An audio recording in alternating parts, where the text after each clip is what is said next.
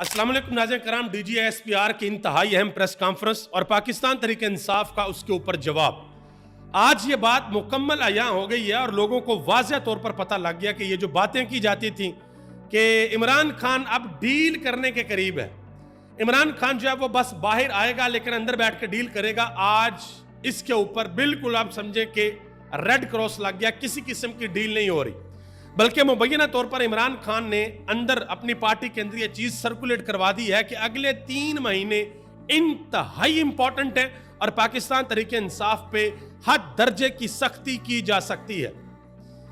3 महीने के अंदर अंदर पाकिस्तान के अंदर और आलमी दुनिया में 2 बहुत बड़ी चेंजिंग्स आएंगी। एक चेंज पाकिस्तान के अंदर आएगा और दूसरा चेंज अमेरिका के अंदर आएगा और उसका डायरेक्टली इंपैक्ट पाकिस्तान के ऊपर पड़ेगा।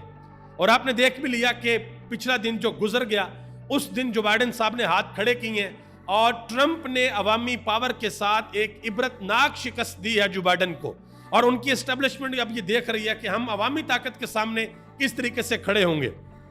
आज जो ऑनरेबल DGSPR साहब ने प्रेस कॉन्फ्रेंस की है, उन्होंने प्रेस कॉन्फ्रेंस के अंदर क्या कहा, स्पेशली स्मगलिंग के हवाले से बड़ी अहम बातें हुई हैं और उन बातों का पाकिस्तान तहरीक इंसाफ ने क्या जवाब दिया है, इंतहाई अहम जवाब दिया है। ये सब चीजें मैं आपके सामने रखने लगा हूं। उससे कबल आपसे गुजारिश करूंगा कि वीडियो को लाइक भी जरूर करें और अपने दोस्तों के साथ शेयर करें और चैनल को जरूर सब्सक्राइब करें ताकि आने वाली वीडियो आप लोगों तक पहुंचती रहे।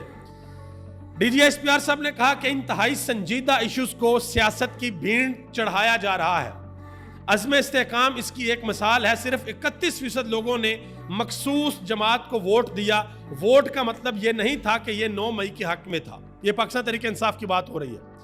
मजीद कहा कि डिजिटल दहशतगर्द झूठ और फेक न्यूज के जरिए अपनी सोच मुसल्लत करता है। डिजिटल दहशतगर्द का कभी कभार पता नहीं चलता कि कौन है, कहां बैठा है। फिजिकल दहशतगर्द को तो ऑपरेशन करके खत्म किया जा सकता है, लेकिन डिजिटल दहशतगर्द को कानून ने रोकना है, मॉनिटरिंग ने रोकना है। अच्छा, मैं एक वैसे बड़ी इंपॉर्टेंट चीज आपको यहां पर बताऊं। ये जो है ना कि मतलब सोशल मीडिया का जो इन्फ्लुएंस है, इनके सोशल मीडिया ने सिर्फ ये काम पाकिस्तान के अंदर नहीं हुआ भाई, ये काम पाकिस्तान में सबसे पहले हुआ और पूरी दुनिया के लिए एक मिसाल था ये काम कि पाकिस्तान की सबसे बड़ी पार्टी को डिसमेंटल किया गया और उस पार्टी के सोशल मीडिया ने एक ऐसी मिसाल कायम की कि दुनिया के बड़े बड़े मीडिया हाउसेस वो खबर लगाने के लिए मजबूर हो गए। उन्होंने बताया कि बैट छीन कर, बल्ला छीन कर पार्टी को डिसमेंटल किया गया, लेकिन सिर्फ सोशल मीडिया की ताकत से उस पार्टी ने 8 फरवरी को पूरी की पूरी बसात पलट के रख दी, 5 साल पलट के रख दिया।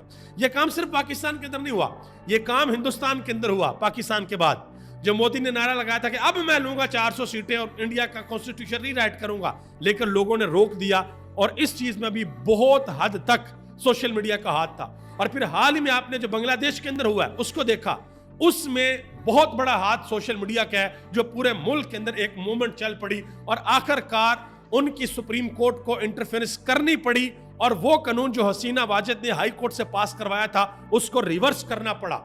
और अब यह पावर देखने को मिल रही है अमेरिका के अंदर। अमेरिका में डोनाल्ड ट्रंप और अमेरिकी एस्टेब्लिशमेंट बिल्कुल आमने सामने है। और अमेरिकी एस्टेब्लिशमेंट की आप ये शायद जरा थोड़ा सा सख्त लफ्ज हो जाएगा, लेकिन चले मैं ऐसे कह रहा हूं कि डोनाल्ड ट्रंप इस पोजीशन के ऊपर आ गया है कि चाहे अमेरिकी एस्टेब्लिशमेंट हो या उनके सामने उनका ओपोनेंट हो, वो अब अवाम की पावर से और सोशल मीडिया की पावर से नाक से लकीरें निकलवा रहा है। इतनी उस बंदे की मकबूलियत अमेरिका के अंदर हो गई है। और यह कहा जा रहा है पूरी दुनिया की जानिब से कि जॉन एफ कैनेडी के बाद ट्रंप अब वो प्रेसिडेंट आ रहा है जो अमेरिकन डीप स्टेट का नुमाइंदा नहीं है, यानी कि अमेरिकन एस्टेब्लिशमेंट का यह बंदा नुमाइंदा नहीं है। आगे आते हैं जी। DGSPR साहब ने कहा कि तेल की स्मगलिंग से रोजाना करोड़ों रुपया कमाया जाता है।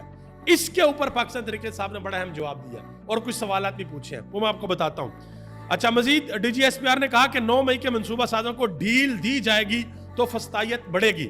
जैसे बन्नू का वाकया हुआ, डिजिटल दहशतगर्दों ने प्रोपेगेंडा करना शुरू कर दिया। ऑपरेशन अज़्म इस्तेहकाम के खिलाफ क्यों एक बहुत बड़ा सियासी माफिया इसके खिलाफ उठ खड़ा हुआ, इसकी पहली चाल यह है कि इसको मुतनाज़ा बना दिया जाए। अब ये अहम अहम बातें थी जो DGSPR साहब ने आज अपनी प्रेस कॉन्फ्रेंस में की। अब इसके जवाब में पाकिस्तान तहरीक इंसाफ की जो सीनियर लीडरशिप है, उमर अयूब खान, बैरिस्टर गौहर अली खान, असद कैसर, शेख वकास, शुएब शाहीन, आज वो बैठे और उन्होंने बैठ के आज एक इंतहाई जवाबल जवाब प्रेस कॉन्फ्रेंस किया, इनके जवाब दिया प्रेस कॉन्फ्रेंस का। उमर अयूब खान साहब ने कहा कि DGSPR ने बतौर फौज के तर्जमान नहीं बल्कि फाइनेंस मिनिस्टर के तौर पर प्रेस कॉन्फ्रेंस की है। वो प्रेस कॉन्फ्रेंस से पहले वज़ीर आज़म हाउस से बेनामी अकाउंट के बारे में पूछ लेते जिसके लिए अयान अली मनी लॉन्ड्रिंग किया करती थी और इसमें नाम आसफ अली जरदारी का आता था। मजीद उन्होंने कहा कि स्मगलिंग का सामान इस्तेमाल करने की बातें की जा रही हैं। मेरा सवाल यह है कि मुल्क में स्मगलिंग का सामान आता कहां से है, किसकी निगरानी में चीजें बॉर्डर से मुल्क के अंदर आती हैं, क्या बॉर्डर पर पटवारी खड़े हैं? ऑपोजिशन लीडर उमर अयूब खान ने यह सवाल पूछा। मजीद उन्होंने कहा कि ईरान से 500 अरब रुपए का तेल कैसे स्मगल होता है, क्या रात को कोई मखलूक उसे पाकिस्तान लाती है? एक ट्रक पर 35 लाख रुपए लिए जाते हैं। स्मगलिंग में मुलव्वस अफराद को टारगेट करें। अब ये बड़ी खूबसूरत बात है कि उमर अयूब खान और DGSPR साहब दोनों इस पॉइंट पर सेम पेज। देखें, DG साहब भी यही कह रहे हैं ना कि स्मगलिंग नहीं होनी चाहिए और उमर अयूब खान भी यही कह रहे हैं कि भाई नहीं होनी चाहिए, पकड़े उन लोगों को जो ये स्मगलिंग करते हैं। मजीद उन्होंने कहा कि DGSPR ने इलीगल स्पेक्ट्रम की बात की तो क्यों ना मोहसिन नकवी के बतौर वजीर आला के कारनामों पर पहले इंक्वायरी करवा ली जाए। उन्होंने यह भी कहा कि हमारी एजेंसियों को सुप्रीम कोर्ट का मखसूस नशिस्तों का फैसला हजम नहीं हो रहा, यही वजह है कि हमारे लोगों को उठाया जा रहा है और हमारे हेड ऑफिस के ऊपर छापा मारकर कागजात उठा लिए गए हैं। असद कैसर साहब ने शहबाज शरीफ को बड़ा दो टोक और सख्त जवाब दिया। उन्होंने कहा कि शहबाज शरीफ ये तुम्हारे बाप का मुल्क नहीं है, तुम जितना हमारे साथ करोगे उससे दुगना हम तुम्हारा मुकाबला करेंगे। पाकिस्तान में आइन मुअत्तल हो चुका है, जुमा के दिन हम निकलेंगे, रोक सको तो रोक लेना। पाकिस्तान तहरीक इंसाफ ने जुमा के रोज की कॉल दे रखी है कि हम जुमा को निकलेंगे और हम पूरे मुल्क के अंदर एहतजाज करेंगे और ये जो तहरीक तहफ़्फ़ुज़ आइन पाकिस्तान मूवमेंट है ये उसके ज़ेरे साया होगा। और पाकिस्तान तहरीक इंसाफ ने 14 अगस्त को मीनार पाकिस्तान पर जलसा करने के लिए भी लाहौर हाई कोर्ट के अंदर दरख्वास्त दायर कर दी है। अब देखते हैं कि वो भी इजाज़त मिलती है या नहीं मिलती, क्या होता है, किस तरीके से एहतजाज होते हैं और क्या कैसे चीज़ें आगे बढ़ती हैं। लेकिन मैं आपको बता दूं, ये महीना चल रहा है हमारे पास जुलाई का, इसके बाद अगस्त है, फिर सितंबर और अक्टूबर। अक्टूबर में काजी फैसल साहब ने रिटायर्ड होना है, नवंबर में अमेरिका के अंदर इलेक्शन है।